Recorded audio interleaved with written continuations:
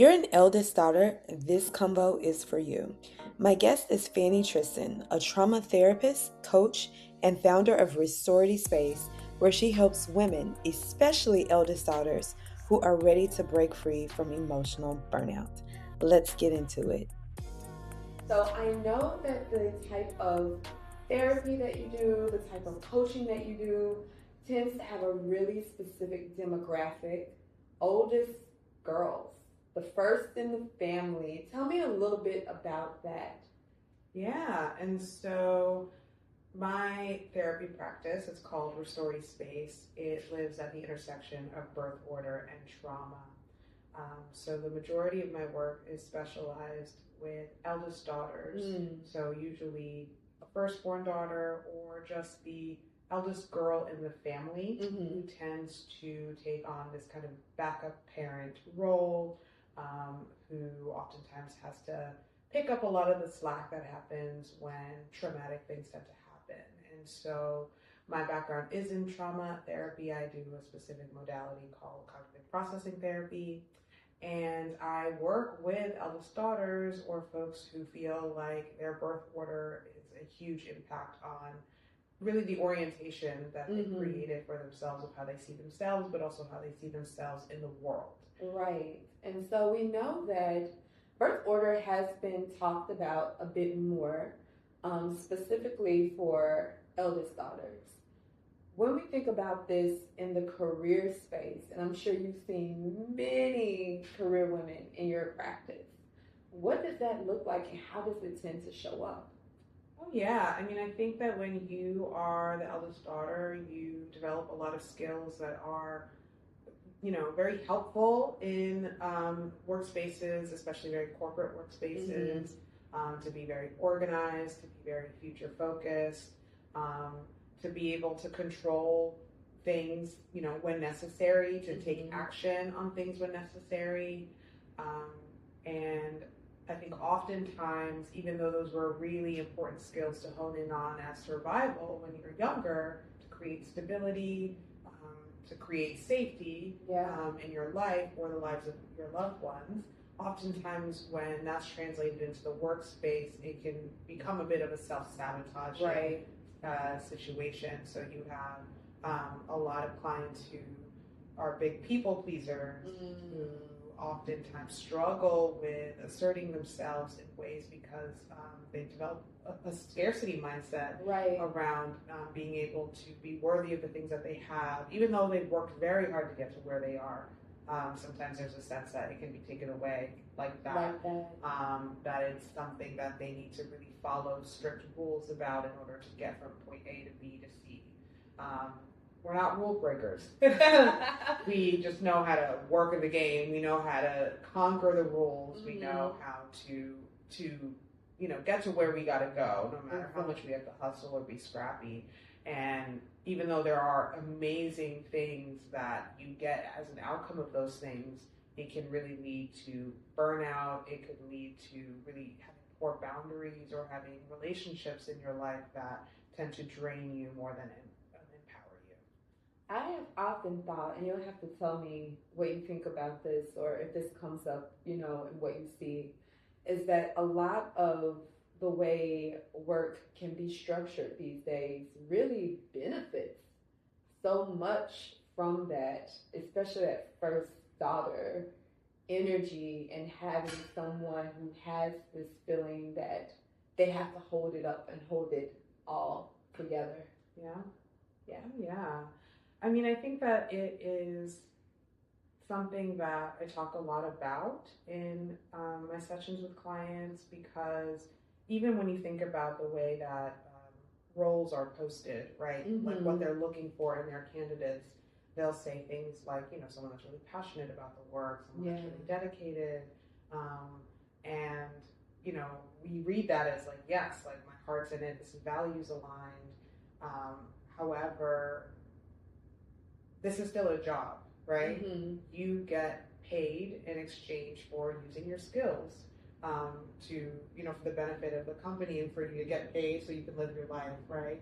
And so I think that a lot of work culture has transitioned into this place of like, well, we want really driven, passionate people, which oftentimes translates into, well, we really need to get this done. So even if you've already worked your 40 hours or whatever your contracted time is to be working, we really need people on this team that believe in this mission and believe in this project. And so whatever it takes. Yeah. Right. And I think that when someone who's already oriented to please, to that can be fearful of criticism, right? That really thrives off of positive reinforcement, right? I think that can feel like this slippery slope of just not having those boundaries, doing whatever it takes to get whatever done, and it kind of reenacts childhood, right? You did whatever it takes. You had to start bringing your siblings to school. You had to start making dinner. You had to start cleaning the house. You had to start doing more because the family needed you, and you did what you had to do. No questions asked, right? There's no time for your grief. There's no time for you to complain, right? And so I think when that happens in the work environment, it becomes exploitive. Yeah. Because the company's getting what it needs to get done, but you're still getting paid the same. You're not necessarily going to be guaranteed promotion, right? And so the contract, the relationship between employer and employee really starts to shift, and the boundaries really start to break from this contractual working relationship to a bit more of an exploitive employer relationship. Right. And thinking about all of that and the burnout and the feelings that can come up, I see why you aimed for Restority space, but tell me, what does Restority mean to you? Like, what is the story behind that name specifically? Yeah, so I came up with Restority space as me wanting to create a practice that focused on personal restoration for women who really felt burnt out, who felt like they are big givers, who are not always concerned about how much they get back. Reciprocity was something that was very important for me in my development and my personal growth and building community with people. Not that there's this kind of tit for tat nature. I think that people think that sometimes when we think about reciprocity, but I think about it more like when you want to build healthy community, when you want to have a village that supports you, which we all need, right? You need to be able to, as an adult, differentiate and discern, what is helpful, how you can contribute that's helpful, and the ways in which people contribute to you that are helpful to you. That looks different in every single relationship that you have, right? I see it as, well, in order to take withdrawals, you got to put in deposits, right? And so I think with a lot of my clients, they will really struggle with taking withdrawals themselves because they don't want to ask for help. They don't want to seem like they are not strong because that's what they're used to being seen as. That tends to be their brand at work, the reliable one, the strong one, the one that's got it all together amongst the friends, the mom figure in the friend group, the one that's the mom figure at work, the mom figure at work, right? And so I think for a lot of my clients, they're not getting refilled. They're not taking the PTO. They're not setting the boundaries. They're not saying like, hey girl, like I really want to come to your thing, but I'm spent this week. Can we make some time next week? Because I would really like to talk about how it went. Yeah. I think sometimes we struggle with creating excuse me. I think oftentimes we struggle with having the language to be able to say how you want to have a relationship with someone, right? Yeah, which makes sense because if you think about that, this is stemming from childhood. In many communities and cultures, you don't have a voice as a child. So you're not necessarily being taught how to advocate for what you actually need. You're actually being taught in a lot of cases. I'm from the South, very much big on children are supposed to be seen, not heard. And I think, now we have gentle parenting, so hopefully that's really, a breaking cycle. But it makes sense that there could be a gap between actually knowing how to articulate that and, bringing that along with you as you go from child to adult.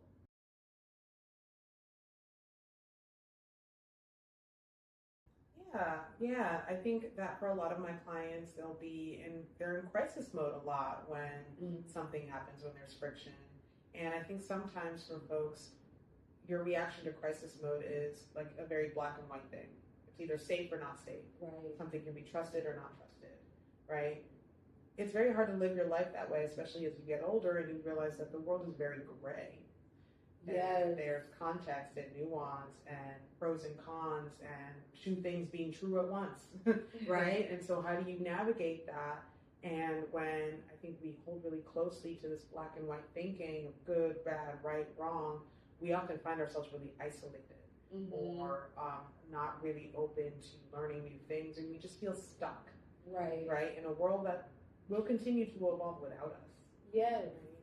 Now, one thing, and because I'm me and I love fashion, we gotta make a little segue.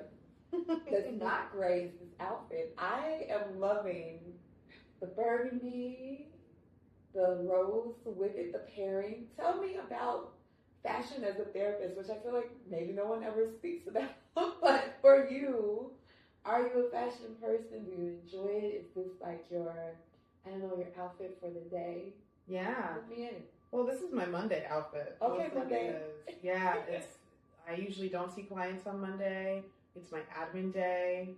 It's my get ready for the weekday. And I think, like any other business owner, we're making something from nothing every day. We're trying to grow our businesses. So we have to wake up every day believing in ourselves. Red is a power of authority. It's a power color. Yeah. Right? And so I think, I really like to wear, like, this is like my Monday outfit because it's like cozy corduroy, loose, thick cardigan. I grew up as like a hoodie girl. Like, I had hoodies all the time. So is the cardigan like the next level of the hoodie? This is professional hoodie because it's thick, but it's like, okay, that's buttoned. Yeah. So I'm, feeling a little bit more like professional. But it's funny that you mentioned fashion and therapy because color theory is huge, and I think color theory is something that is really taught and engaged with in like the media space, right? Yeah. Because, like branding and things like that. But I actually started working with a consultant, I forgot what they're called. She's kind of like a fashion consultant. Oh, really? She was kind of a stylist, but she really was like a women's empowerment coach. Right? Okay. And she talked about building confidence through your presentation and talked about clothing. Her whole thing was about hue and style, that when we become women of a certain age, we kind of stop understanding how to dress ourselves because we're used to following trends. And at some point, we don't follow trends anymore. Right. Like, you can't tell me to put on like blue eyeliner and tell me that's going to look cute. That's like for someone probably a little bit younger than me, maybe a different complexion than me, I don't know. But sometimes you got to try to. I mean, you're going to try and maybe it doesn't shake out. And exactly. And so I think, having consulted with her, because I was in a place where it was the pandemic, I had gone virtual for a number of years at that point, and I wanted to start doing in-person events, and I wanted to do a retreat. And as the months were coming up to my retreat, I started really worrying about my presence. Yeah. Because I'm like, these I'm women have to be in front of people. Like they are paying thousands of dollars to come meet me in Mexico, and I gotta like have a presence, or they're gonna be like, I came all the way over here, like so in her hoodie. Exactly. So I'm like, I need presence, and like, what is my personal brand? Like, what does that even mean? And so I consulted with this wonderful coach, and she taught me so much about color theory, what I'm communicating. And what I loved was that she wasn't prescriptive about, you're in a professional setting, you need to have a suit, or you need to have a vest or whatever. Because I was very punk rock growing up. Like I didn't, I was very anti-preppy. Oh, even worse. I was like, I don't know. I was like whole. Like I was like Courtney Love. I was like a little more like, I did not wear clothes that fit me. Right. Kind of on purpose. So I really was a bit counterculture. I kind of always grew up a little counterculture, so I was always hesitant about corporate wear.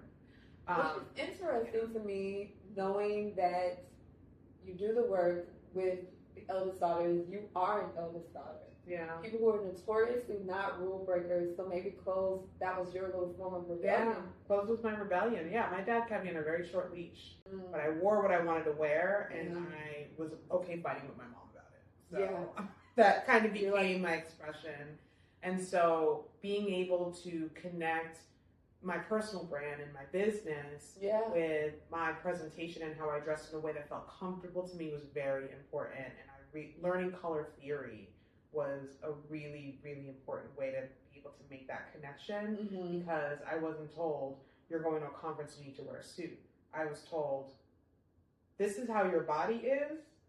These are the colors and the shapes that accentuate these things about your body that are amazing, and they're going to make you feel good, and they're going to be comfortable on you because they're made for your body, and you can just focus on your work. Yeah.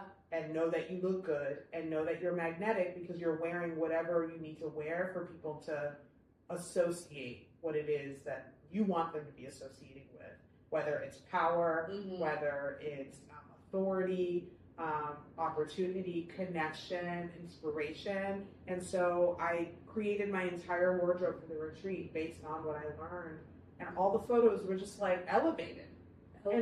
And I wasn't, I didn't go buy brands.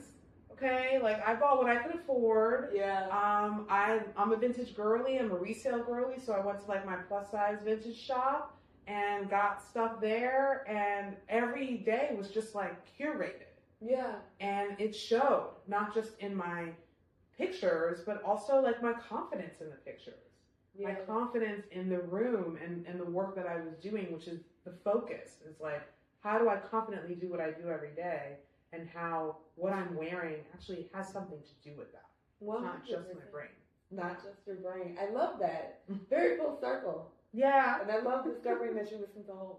I was like a grunge girl. Yeah. I love that for you. Thank you so much, Fanny. I really, really, really appreciate you taking the time. Thanks. We have to do music trivia. I think we can kill it. We can totally kill it. We can totally kill it.